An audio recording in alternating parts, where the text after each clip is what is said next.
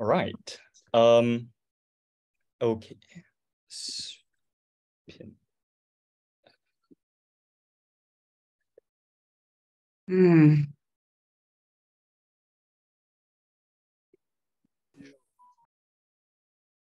Right. So it's 5 p.m. I think we'll start now.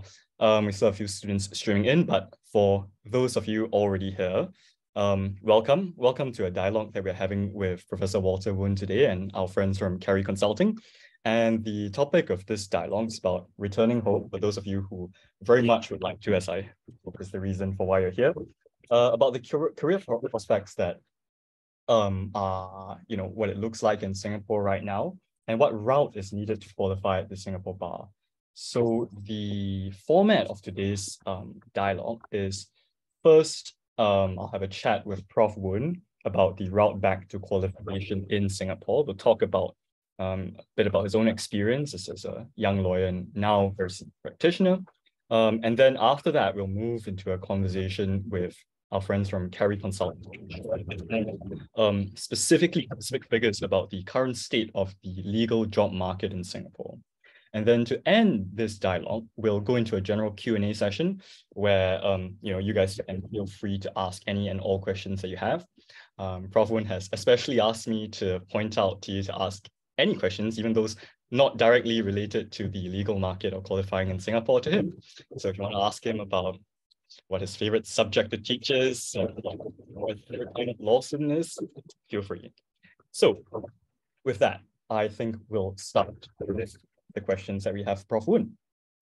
So, right, well, sorry, Ethan, yes, please go ahead. Sorry, I interrupted you. Sorry, no, a self-short introduction, actually.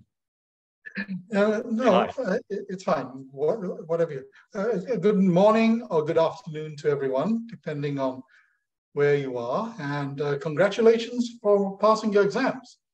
Or for those of you who haven't passed your exams yet, jolly good luck and enjoy the time that you have in the UK.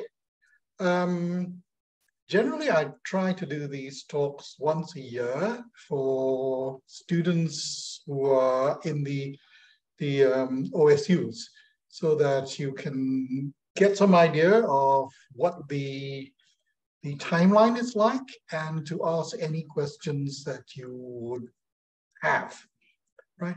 Let me start, because Ethan has given me a list of questions. So let me start with the timeline. Ethan, is that, yeah, that's, here I've got a timeline for you, and I'm going to share the screen here.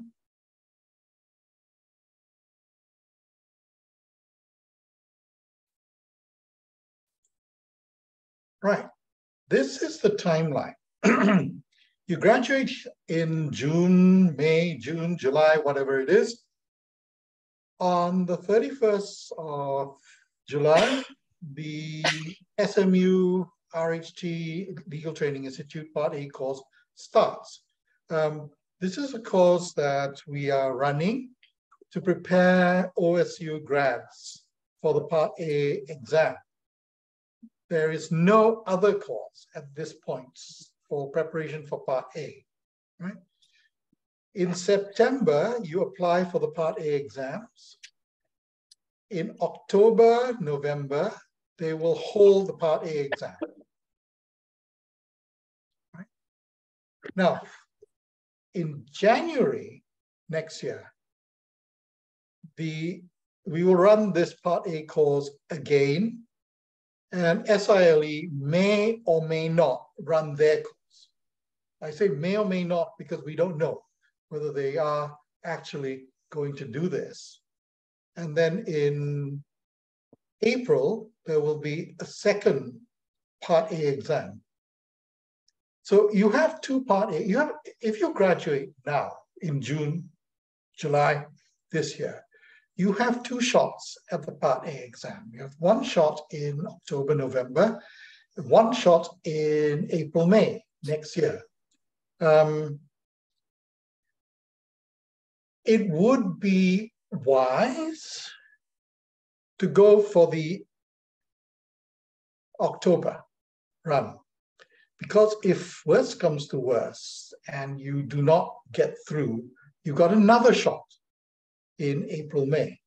If you wait till April, May, and you miss that one, you're going to lose the whole year. Because after the April run of the Part A exam here, you can register for Part B. You need to register as a qualified person first before you can register for Part B. And that means you've got to do your relevant legal training before registering as a qualified person. Now that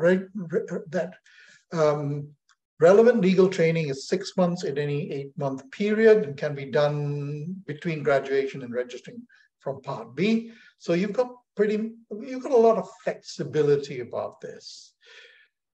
I was responsible for designing the Part A, Part B system because at that time I was chairman of the Board of Legal Education and Attorney General at that time. And the idea of having Part A was that people from foreign universities needed something to get them familiar with Singapore law. There were some politicians who thought, well, no big deal. They come back, they can pick it up. That hasn't been our experience. Because people who came cold and went into Part B cold failed in droves. And even now, the failure rate at Part B, the percentage of failures from the OSUs is higher than the failure rate from the local universities, even now. Right? A little bit of history, if I may. There used to be something called the Diploma in Singapore Law way back when, and I was teaching the DIPSINGs, as we call them. We had in NUS dedicated teachers teaching the DIPSINGs. But after I left NUS, I was for several years abroad as an ambassador, and then I became Attorney General. When I left NUS, they, not to put too fine a point on it, they screwed it up by spreading all the foreign grads amongst the undergrads, which of course created quite a lot of unhappiness, which is why the DIPSING was eventually canned. But we found that it was necessary to have something, still something, right? Hence the Part A examination. The Part A examination does not have an attached course. When we amended the Legal Profession Act more than a decade ago to provide for the new bar exam, it was thought, it was felt that it was unnecessary to prescribe a compulsory course for Part A. In fact, it was, again, something that I'd suggested, that basically people could prepare for Part A in any way they liked, hoping that the private sector would pick up the strain, because there is a problem with getting the people to run the course for the SIL, right? Let me explain. Part B, the course is compulsory. You have to sit the course whether or not you are prepared for it. Whether or not you can prepare for it yourself. Now, personally, if you can prepare for it yourself, I don't see why you should be forced to sit the course. But my view is a minority view. So there is a compulsory course for Part B. Everyone's got to sit through this thing, even though, to be frank, many of them find the course not entirely useful.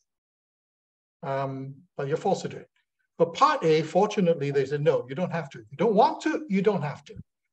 The problem with not having a course is that for many people, self-study is difficult. That's why we had an SILE course, and I was instrumental in doing that when I was Dean of SILE.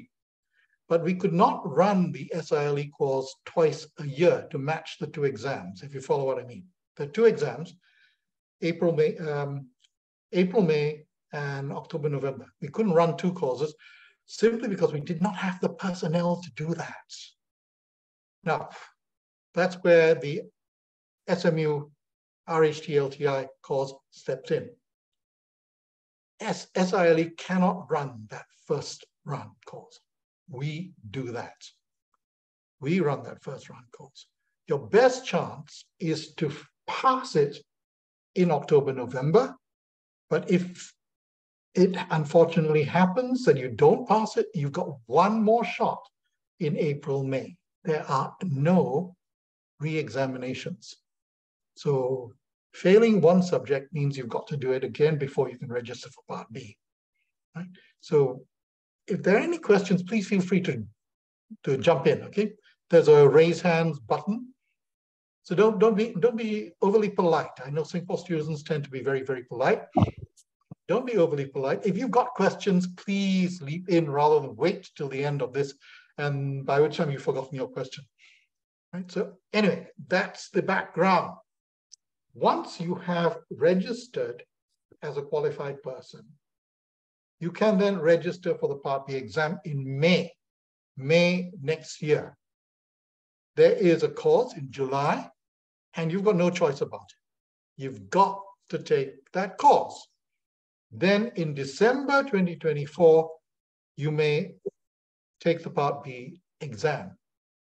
After you pass the Part B exam, you can be called to the bar, because by the time you get back to Singapore and do the 2024 exam, it will no longer be necessary to do practice training in order to be called to the bar. So you can be admitted to the bar without doing the practice training in 2024. Why should you do practice training and all that? I will come to in a moment. So does anyone have any questions at this point? Let me just put a couple of other things up here. These are the Part A exam dates, if you can see them. I will try and make it bigger. These are the exam dates. Oh, sorry, the application dates, not the exam dates. Application for Part A, right? For 2023. Prof, I don't think the highlighted dates are on the screen right now. Sorry, I got, excuse me, I've got to stop share and reshare. Hold on a sec. Right. Sorry about that. Yes, sometimes that happens. Hold on a second. Yeah, can we see that? Can you see that now? Yes, it's good. Right.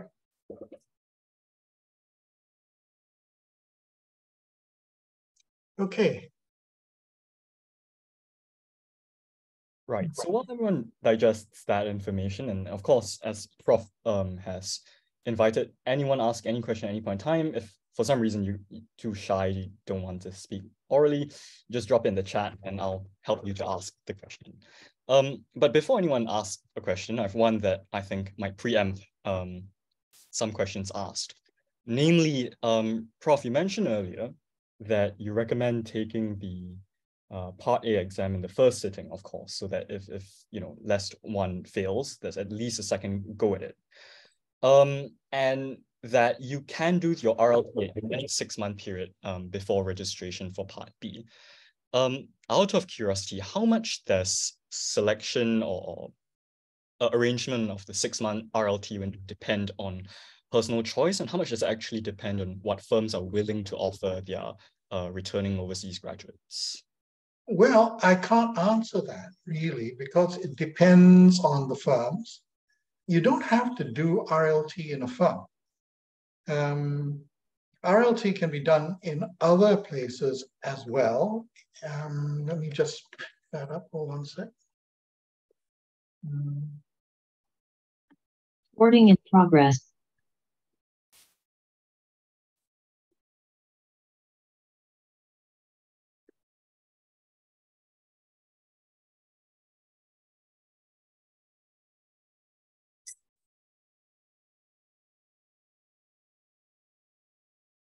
Okay, it's just a moment. So you can doing the screen sharing again. Okay. Just a moment.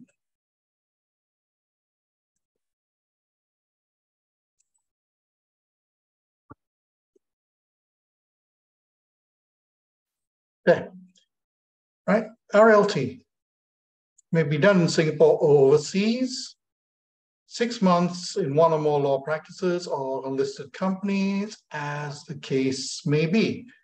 And you can check the rules. The SILE website will tell you what qualifies. So it doesn't have to be done with a law firm. It doesn't have to be done in Singapore. And that was deliberate. When we arranged this, when we designed this, basically we said, look, there's no reason why we force people to come back to do their RLT. If they can do find a law firm in the UK or Australia to do it, then why not? And further, if you do it in certain companies which have got legal departments, then why not? The idea of the RLT is to give you some sort of hands-on experience of law as it is practiced. Because if there's one thing I discovered about law in the UK and to some extent in Australia, is that it can be extremely theoretical. So it's best, okay, I don't know about your university, so I can't say, but my experience in Cambridge was, let's not dirty our hands with anything that sounds remotely practical. It is all it's all principle and theory. But you can't survive in the real world with just theory. So the RLT was there. Whether or not they will carry on with this requirement for RLT, that I cannot answer, because there's a rethink going on about what we need from foreign grads and which universities, etc., etc. So I can't say. Now, somebody has asked me a question. There's currently a marking boycott. Don't have degrees as exams are not marked. Aha. Okay, do you have to wait until your final examination marking before you can do RLT? There is, I believe, discretion given to the minister. Of course, it's a delegated discretion. So I would suggest that you write to the Ministry of Law. Write to the Ministry of Law and explain your predicament. I don't know how long this marking boycott will go on, honestly, nor how long it will take before you get your results.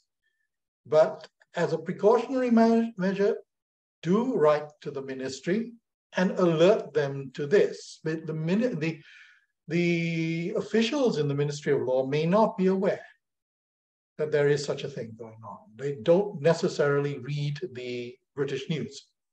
So alert them and see what they say.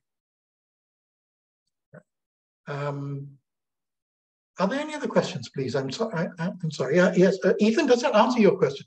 Yes, yes. Well, we have a couple more questions. And just before we move into them, Prof, you pointed out that the RLT need not be accumulated necessarily at a firm, and indeed not necessarily at a local firm.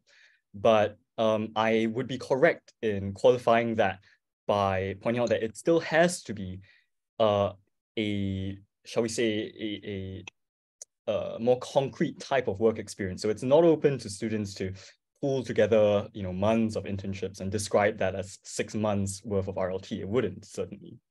No, yeah. No, there are certain rules. It's got to be fairly organized. You can't just, stitch bits together as a quilt and say, here, RLT. Right? So there are a couple of other questions here. Let me deal with them, Ethan, if I may.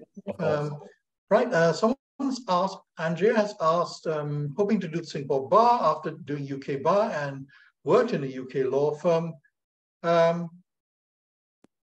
There is a foreign practitioner exam, which is not actually Part C, it's foreign practitioner exam. It's set separately from Part A.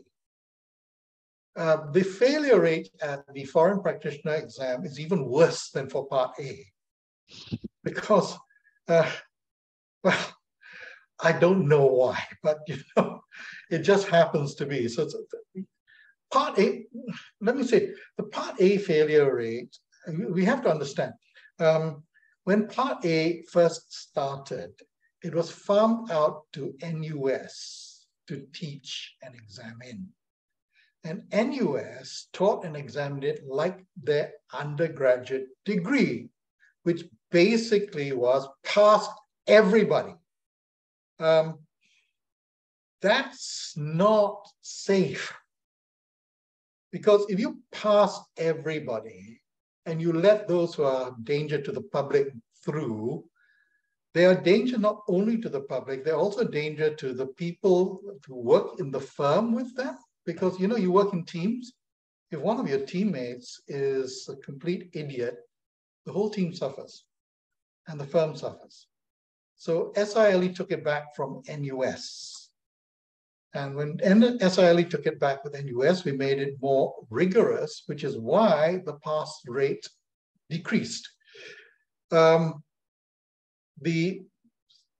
marking philosophy in Part A is that the candidates should show the same standard as undergrads from NUS, SMU, and SUSS.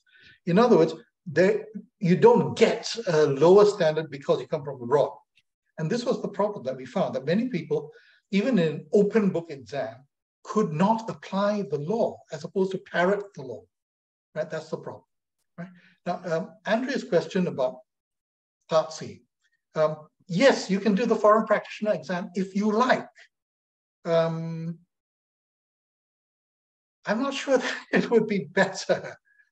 I really am not sure it would be better, but it is quicker because if you get through, you don't have to go through Part A, Part B, and get called to the bar. So really it's a question of balancing off your time and whether or not you feel you will be able to do this without the benefit of any cause.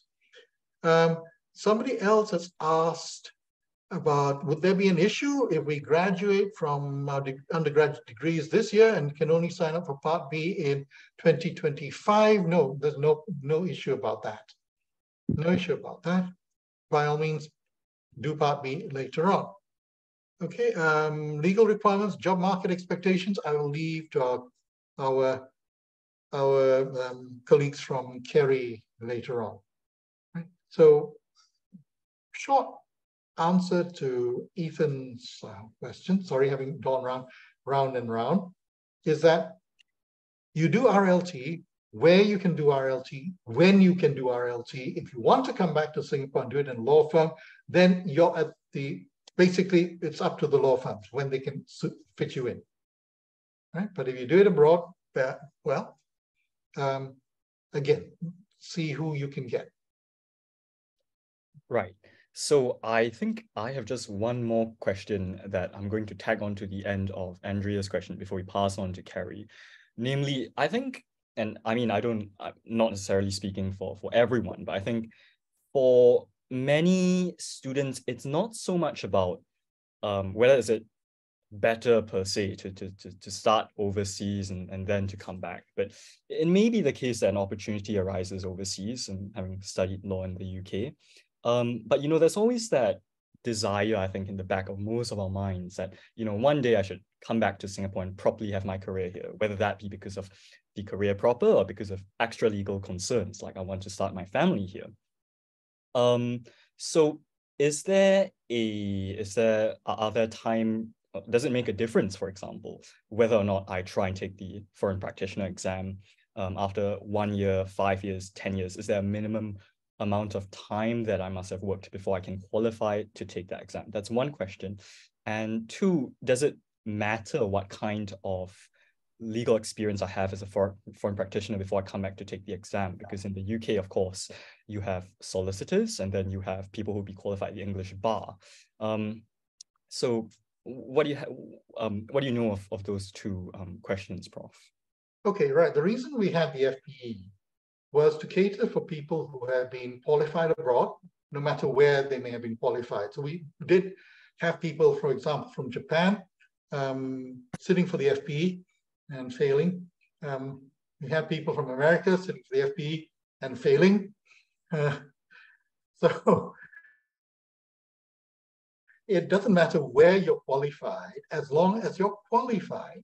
You're qualified in the UK, that gives you an advantage because of the similarity between UK and Singapore. I mean, the similarity is obviously not 100%, but if you've been working in the UK for 5-10 years, you should be able to pass the FPE, should be able.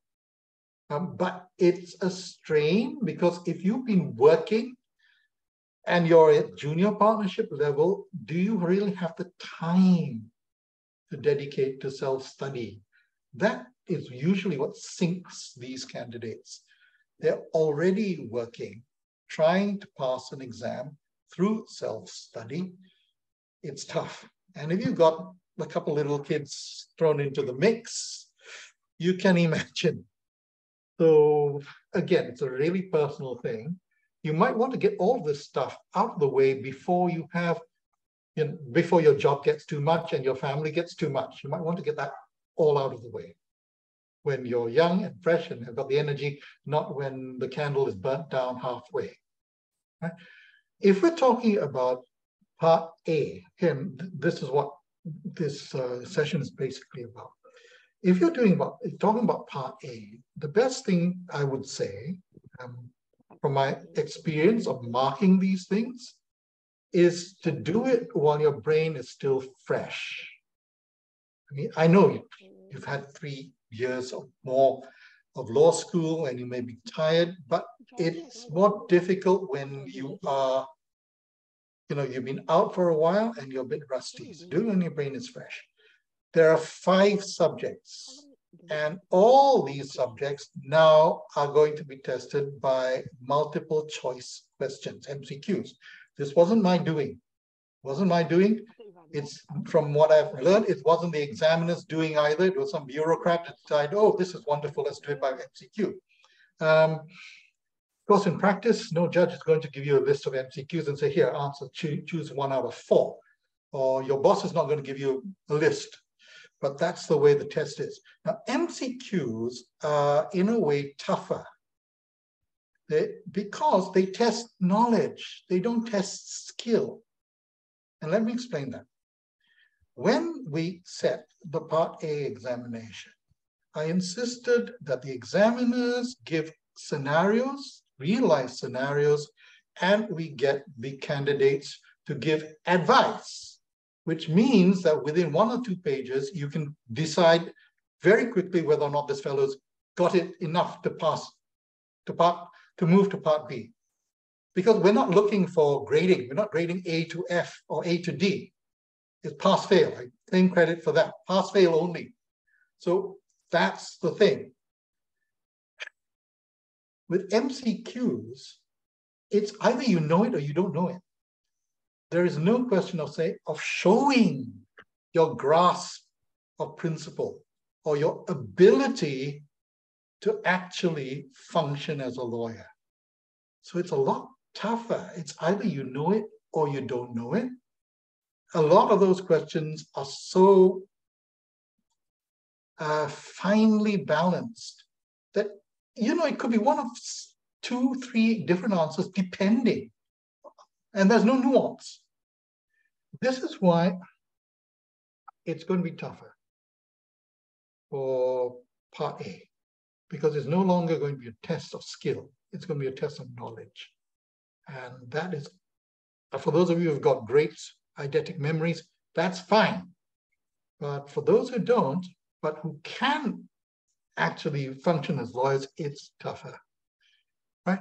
So again, coming back to Ethan's question, in a very roundabout way, if you have a chance to work abroad, by all means, go ahead.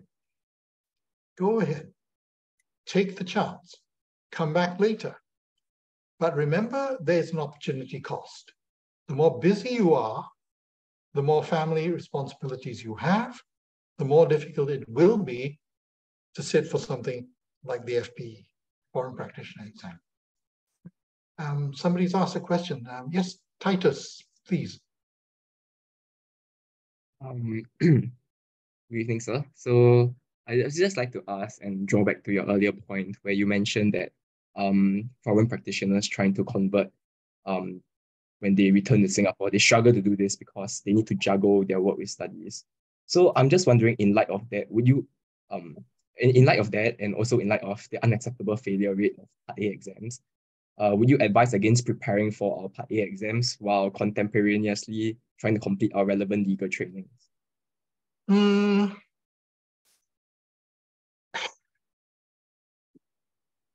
If it were me, right? If I were one of you now, I would dedicate myself to passing Part A before doing the RLT, because you don't have to do RLT before. That will give you the best chance of getting through, because you don't have anything else except that stretch, 3 months, 4 months after graduation. I mean, enjoy the summer. I hear it's nice and warm in the UK now, right? Enjoy the summer, go traveling, for goodness sake. Education, traveling is better education. Go enjoy it, come back, do the Part A, get it out of the way. Then do your RLT, right? You try and juggle both, you may end up failing 1 or 2 subjects in Part A, then having to do it again in next year, with the additional worry that if you miss Part A next year, you've wasted the whole year because you won't be able to do Part B. Get it over with. That would be, if I were doing it, that would be my advice. Concentrate on one thing at a time. Do it well, do it right, get it over with. Okay, time to see. Great, thanks. I think it's probably a good time to shift to the second part with Kerry. For those of you with outstanding questions, we'll come back to a Q&A session before we end our hour's dialogue. So Kerry, shall I pass my time over to you? Yep, sure. Hi, thanks, Eden. Hi, everyone. I'm Agnes. I head up the legal recruitment practice at Kerry Consulting. So Kerry is a full-service search firm. So for the Kerry legal practice, sorry, Clement can move on to the next one. So for the Kerry legal practice, to just quick intro about us, we're actually specialist recruiter. So if there are 12 of us who hold down full-time job just to look for jobs for you guys, don't worry, you're studying for the right degree, you'll find a job, right? So 3 of these happy faces you see here, they're actually law graduates. One is called the Singapore Bar, one is called the Malaysia Bar, one basically gave up after Part B. He knows he probably doesn't want to do law, which means if you fail Part A, as what Prof. Woon has said, the percentage is very high, you can always find a job with B. Okay, I'm kidding. Okay, moving on to the next slide. I wanted to give you guys a bit of an idea about what are some of the jobs that you can look out for after you graduate. Right? Does it come up as a bit blur, actually? Yes, it does, slightly. Okay, okay, it's coming through. Yeah. So maybe just to kind of look ahead, right? So I know we're talking about Part A, Part B, FP, all of these. But while you're studying for a degree, think ahead. Right, beyond, I think maybe the cookie cutter kind of work with regard to a law firm, there are actually a lot of jobs out there for a lot of law graduates. That's it. Now come back to why the demand and why you should get yourself qualified to the Singapore Bar and the job market at large again. So essentially, I actually started legal recruitment back in 2007, where actually the options for law grads were still pretty limited. And I think when Prof. mentioned, back then it was just dip sync. You need to pass the dip sync and then you get called to the Singapore Bar. That's it. Getting called to the Singapore Bar was a lot more stringent back then. So even if you choose not to be a practicing lawyer, most in-house general counsels may actually request for a Singapore qualified lawyer. So there is all these benefit to kind of getting yourself qualified as well. And that was also the case where whether or not the role required someone to know Singapore law, that was the preference. And rightly or wrongly, there was in fact a premium tagged to being a Singapore qualified lawyer. So you fast forward 15 years later, so obviously the legal market in Singapore has opened up a lot more. And these are obviously some of the job options. Again, like I said, as opposed to kind of going down the law firm route. We'll move on to the next slide. Why is there a demand for overseas Singapore students like yourself, right? Next slide, Clement. Because our Prime Minister says so, right? So I won't bore everyone with the nitty-gritty of this, but essentially all job ads actually need to be posted on our government career portal before any employer can be hired. Even then, there is no guarantee that one can actually obtain an employment path for a foreigner. So if you're an overseas Singaporean reading law right now and coming back to Singapore, a lot of law firms, a lot of MNCs are actually incentivized to hire you just simply because it's a less time-consuming route to hire non-Singaporean. And for some roles, in fact, especially for in-house roles with government-linked companies or companies with government-linked contract, the legal and compliance team, particularly for the in-house governance team, not only can they only hire Singaporean, they actually need to go through very extensive background clearance because you'll be handling highly confidential matter, right? So there is actually a very high demand to hire Singaporeans, and because the pool in Singapore is so small, I mean, now there are two proper law schools, but a lot of time, a lot of companies will actually look to overseas universities. And for the benefit of all of you guys studying in the UK right now, there is, again, rightly or wrongly, a premium attached to a UK law school versus an Australian law school. There still is, just a little bit. Right. Okay, moving on to the next slide. So how do you get, what are some of the jobs out there, right? So getting a training contract, you can move into an in-house counsel role, you can work for government bodies. What are some of the things that you need to get yourself out there, right? Obviously, study hard, kids. Your transcript matters, right? At the end of the day, I'm not trying to stress you out more on a Monday morning, but when from one law student to another, at the end of the day, it's really your transcript. The industry practice has stopped asking for a transcript as much as before, but for a lot of fresh graduates, some of the top law firms, even some of the top MNCs for the general counsel, they actually still ask us for transcript, especially for fresh grads and first year. So even whether or not you have the intention to get yourself qualified with Singapore Bar, whatever path that you choose to take, as long as a fresh grad, that still comes down to it. Obviously, getting yourself an internship with a law firm, and I'll go on to how you can get yourself the internship shortly. Things like what are extracurricular activities that you might do. It's a cliche, but sometimes, it's just doing something different on the side that is relatable to that particular law firm's practice. Obviously, there was a period when it was fintech, ESG. A lot of MNCs look at what are some of the other things on the side, right? A lot of them try to discern whether you have commercial acumen. When hiring managers ask me this, I'll be like, what commercial acumen? They just graduated, right? But actually, a lot of you I know have interest in, whether it's a side hustle or anything, right? So don't hesitate to put that in your CV. Don't hesitate to showcase those aspects of yourself. I put that as a danger, keep out, 危险请避开. I don't know if a lot of students who go to UK to study are Anglophile who can't do Mandarin, but this matters, right? When you have good language skills, whether it's Mandarin skills or Bahasa skills, that sets you apart from yet another fresh graduate, right? So that's for how to kind of get yourself out there. Clement, can you move on to the next slide? Okay, this is an example of a live role in the market right now, right? Lego is looking for a legal intern. I think like what Prof. Woon mentioned earlier, during your RLT, there are a lot of different criteria. We don't know if this is something that will fit it, so do make sure you check through it. But as we speak now, there are all these opportunities in the market. It's not dry. And again, if you're a Singaporean, you are in competition with fellow Singaporeans who are reading law. So that at least gives you an edge over someone else. Next slide. Even a role like that. So this is a hospitality company looking for a paralegal or a junior legal counsel. And this is open to, I think it'll take a while to become clearer.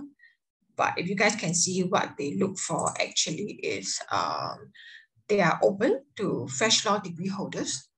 And it actually written there, eligibility to be admitted to the Singapore bar is not a prerequisite for this role. So right away, there are options like that for you guys to start working if you want to. There could be options where you can even take on a part-time role while you are pursuing part A, part B, you know, or whichever route that you guys might want to take. Okay. Next slide. Yeah. So what I'll encourage everyone to do in the meantime, if you're in your final year and you want to start doing it, firstly, do up your resume, right? Getting yourself out there, speaking to partners.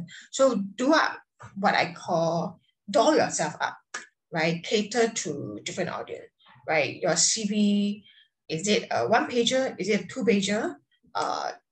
Curate it accordingly. If it's a US law firm, do it a US stuff, a one-pager. Some Singapore partner law firm some Singapore partners of law firms have actually complained to me that nowadays a lot of the CVs are very scant, because what we teach our students in law school now to keep it to one CV. But maybe that's more. But my advice actually is to just keep it maximum to 2 pages as well. Obviously, do some duty as to who your recipient will be. Craft a very succinct cover letter that's actually curated to the recipient of whoever that you're writing to, right? Whether you're writing to get internship, get a full-time job, get a part-time job, make sure that you do that. And these are all things to better beef up your resume, right? Next, do up your LinkedIn profile. I've seen some of you will put your title as penultimate law graduate at XYZ Law School. That's fine, you know, keep it succinct. Your LinkedIn profile is your name card nowadays. Make sure you know, clean it up nicely, put in the relevant things, or the kind of site, CCA, ECA that you're doing, put it in as well. Okay. So next, yourself out there, right? Prof said earlier that Singapore students are very polite. They're also very shy. But if you don't put yourself out there, someone else will. Even for myself, you know, in my job, I had this LinkedIn marketing guru tell me, you know, if you're not going to put yourself out there, beef up your LinkedIn, another American is going to do it. So you're not going to get a job over the next American, because to him, it's like, you know, Asian Singaporeans, we're just very shy. We want to just kind of let our work prove ourselves. But if we don't even get to work, then, you know, it's going to be tough out there. So you throw LinkedIn, you throw any other job portal to get an internship, to get your summer job, right? You can apply directly to law firm, apply directly to each company, each partner. I think you guys have done UKSLSS done a good job, right? You know, kind of associating you guys with all of the events happening back home. Make sure that you keep abreast of it. For those that you can go. Again, like I said, put yourself out there. You might want to do up a digital business card of sorts for yourself when you go for events like that, where the contact details actually go directly into the person's phone. Then immediately connect with that individual on LinkedIn right after. It will go a long way. You know, it could literally be like, oh, hi, so-and-so, you know, we were at the same webinar, or we were at the same function. You know, I would love to be able to get internship at your law firm. If there's any recommendation that you can make, you know, at least it's not a cold approach. So that's one way to kind of get yourself out there. Yeah, so I think that's our 2 cents worth in terms of the job market expectations as well. Just to circle back to an earlier question as to what are the legal requirements if you graduate this year, but you only sign up for Part B in 2025. So there's really no issues with that. It's just a matter of what kind of job you're looking for.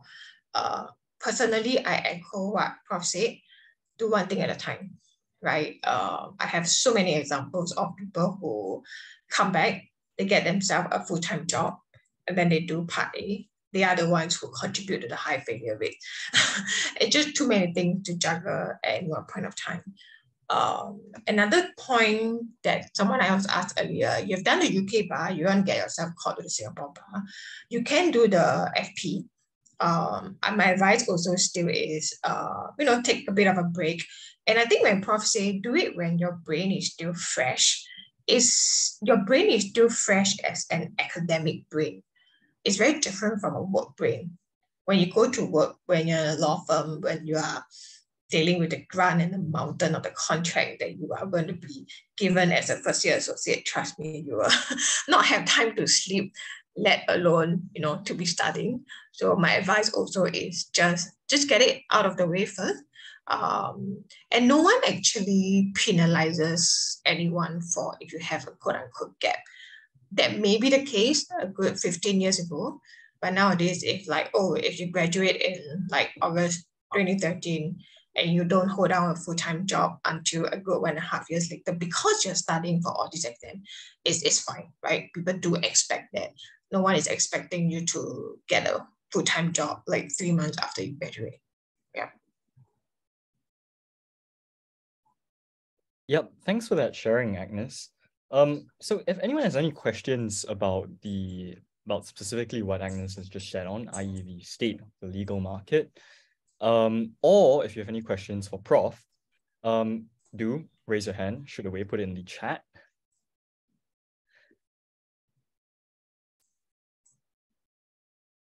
And to kick things off while people think up their questions, I have one maybe that I think are on perhaps might be on the mind of some of our attendees today. I think it might be relevant both to you, Prof, for your professional view, and Agnes in so far as whether you think that's an accurate take. So I'm not sure whether you've seen this article, Prof. I think it's published by a law student from NUS and LinkedIn at the first instance, and then later it made its way to the Law Gazette after a response from the Law Society president. And namely, it raised some concerns as regard the training period in Part B, and I suppose by extension the RLT, and then since everyone is going to Part B, that it suffers from a number of drawbacks, namely that as regards one, pay, and two, a lack of benefits arising out of the particular employment status of a trainee. So I wonder, and maybe we can start with Prof. Woon, what you thought of the points raised in that article. Right. I don't recall the exact points that were raised, but yes, practice training 1 year is a long time. When we were designing the Part A, Part B, revamping the whole system, there had in fact been a suggestion that the practice training period should be 2 years. You see, the thing is, a 6-month practice training, 6-month pupillage that we originally had is suitable for barristers, not for solicitors. So, when in the UK, when the profession was split, and I think it's pretty much no longer that much split, it basically, to become a barrister, you followed your pupil master around for 6 months. It was an apprenticeship. You learned how to function in court. That's not enough to do solicitor's work. So this 1 year is a compromise between the 6 months that would be enough for a barrister and the 2 years that would be barely sufficient for a solicitor. In fact, the idea was that, when the act was changed more than a decade ago, the people would circulate between different practice areas. Wasn't my idea, okay? So I'm not to blame for this. This came from the ministry and from the bar, that they should circulate people around. Yeah, 1 year is a long time.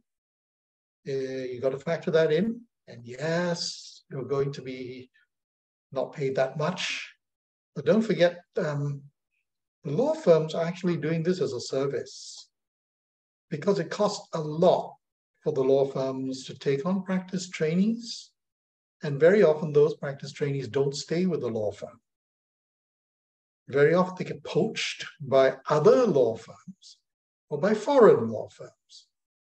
So that is the unfortunate reality of the market, that 1 year seems a long time to the young aspiring lawyer, but it is an expense to the firm. And there's no guarantee that the fellow that they train so meticulously will stay with them.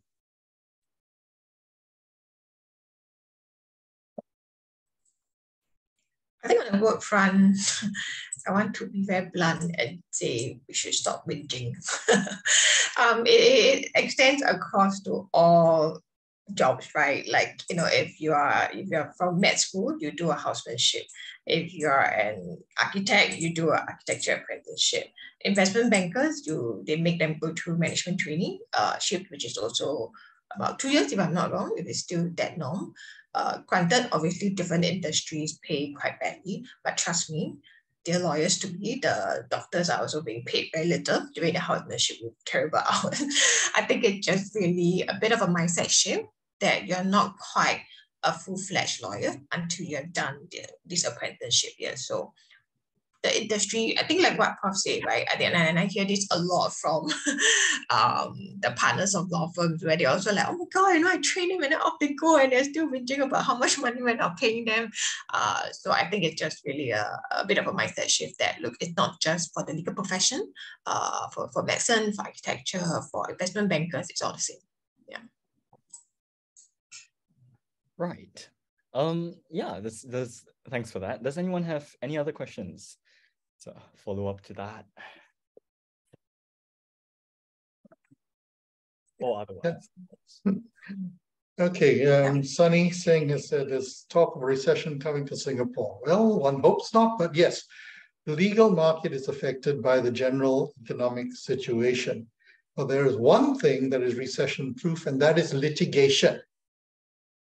Right? Whether or not there is a recession or no recession, people are going to sue, and perhaps even in a recession, people are going to sue more. So if you are inclined to do litigation work, you will be recession-proof. Litigation is one of these areas, like being a pop star or sports star, where if you're very good at it, you will have more work than you can handle. Whereas if you are sort of middling, you may be limping along. But don't let that discourage you. For those who have got the drive and the desire and the talent, and it doesn't mean academic talent, but the ability to analyze and speak and present. You don't have to be academically brilliant to do this. There's a lot of scope. I'll tell you something. I don't know if you ever heard of Subhash Anandan. Subhash Anandan was one of the leading criminal lawyers. He was in my firm, RHT.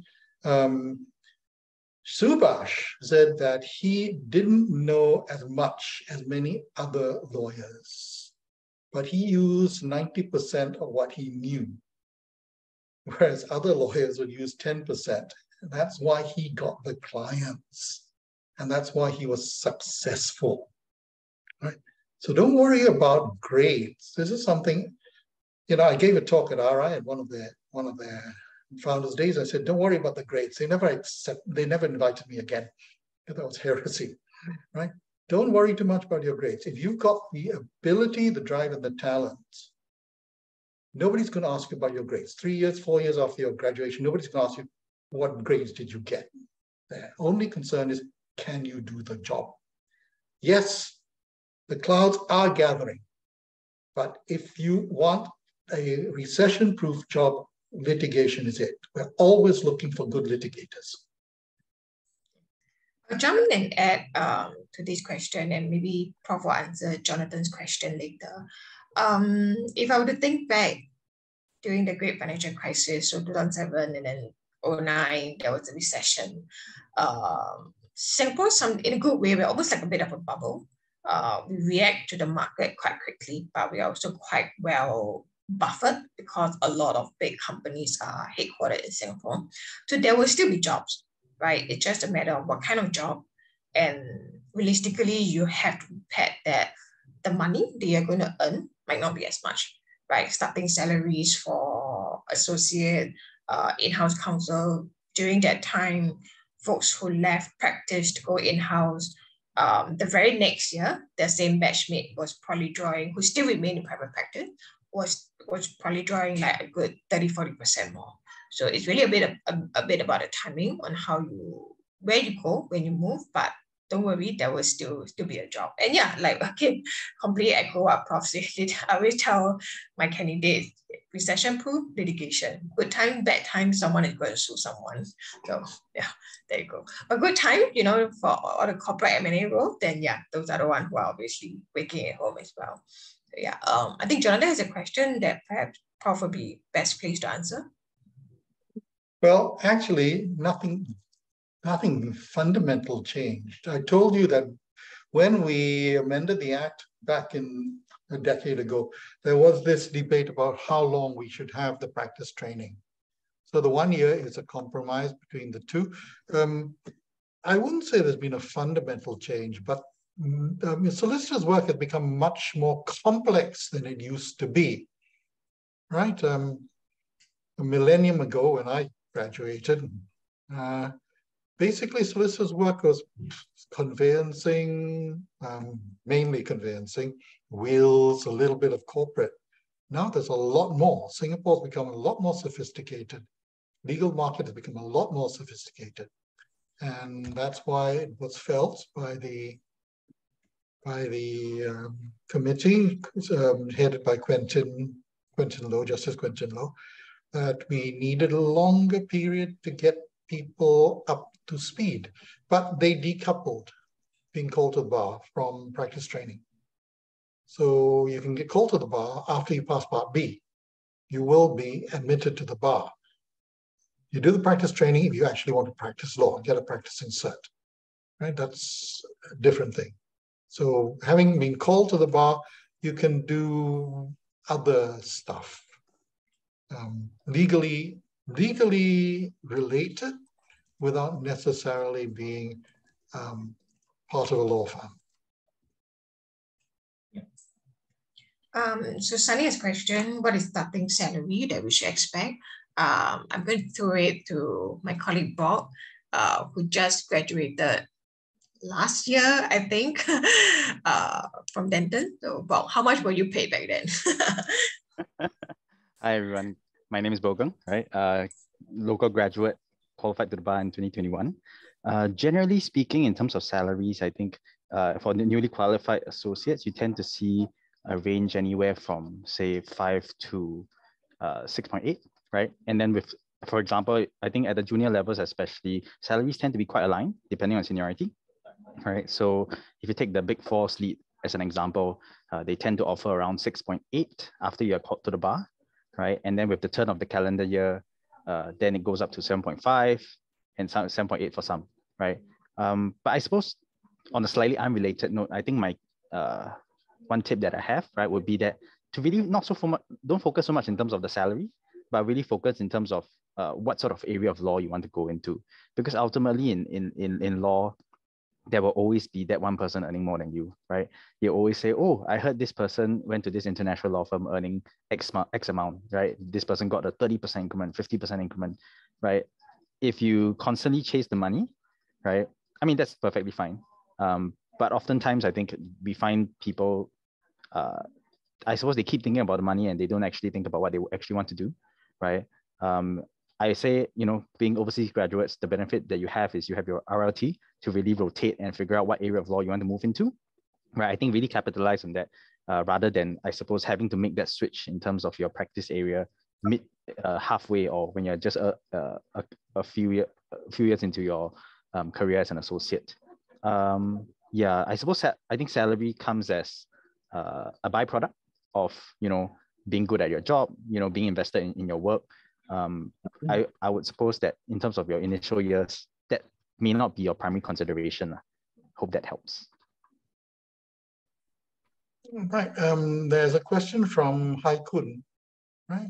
Haikun, I hope I pronounce your name correctly. But yeah, you can get called to the bar and passing part B. You won't get a practicing cert. Can you give legal advice?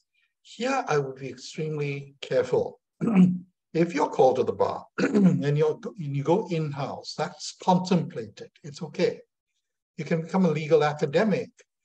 And when I was at NUS, for many years, I did consultancy work without having a practicing cert, but that was covered by the Legal Profession Act explicitly at that time. I would be extremely careful about setting up a sort of an independent consultant without her practicing cert, dispensing legal advice over the internet. I can't give you a definitive answer. All I can say is that if you're not in-house or an academic, be careful. That's all I would say, right? So best to get your practicing cert if you can, or become an academic, right? Don't knock it, okay? If you right, don't knock it. You can't be happy in academia. You can't be happy in this life, right? So, and things like SUSS, for example, actually encourage their academics to practice on the side, which is great for the students rather than the pure theoreticians. Not knocking Cambridge, but they know who they are. Right. All right, so we're just about at the end of our hour, so I'm just gonna give one more opportunity for anyone who wants to ask a question to us.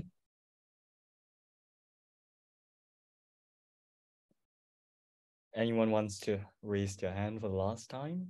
Oh yes, we do. Yes. Sunny. Hi, Professor. Can you hear me? Yes, Sunny. Yes, please.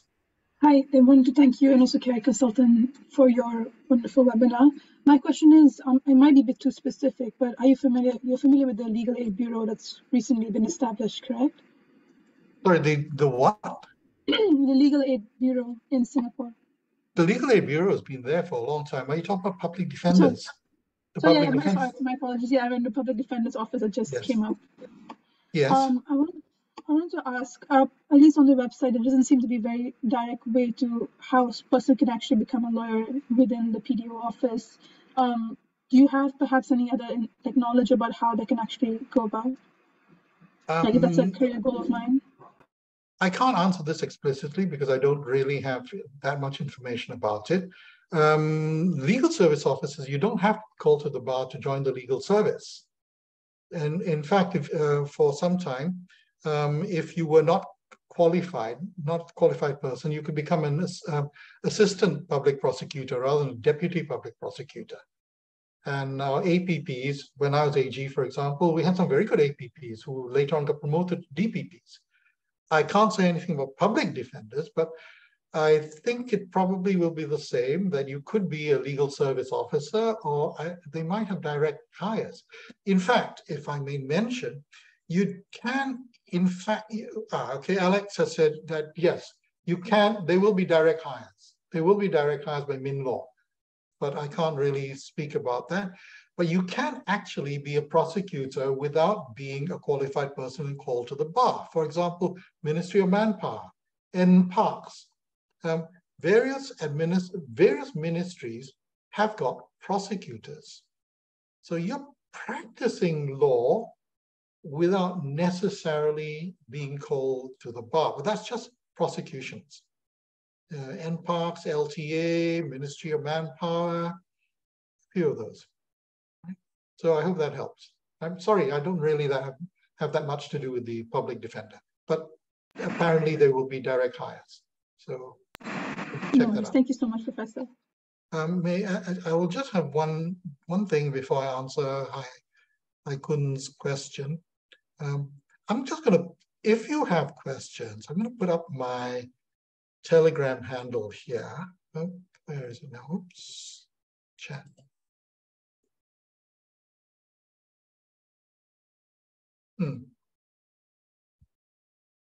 I did it.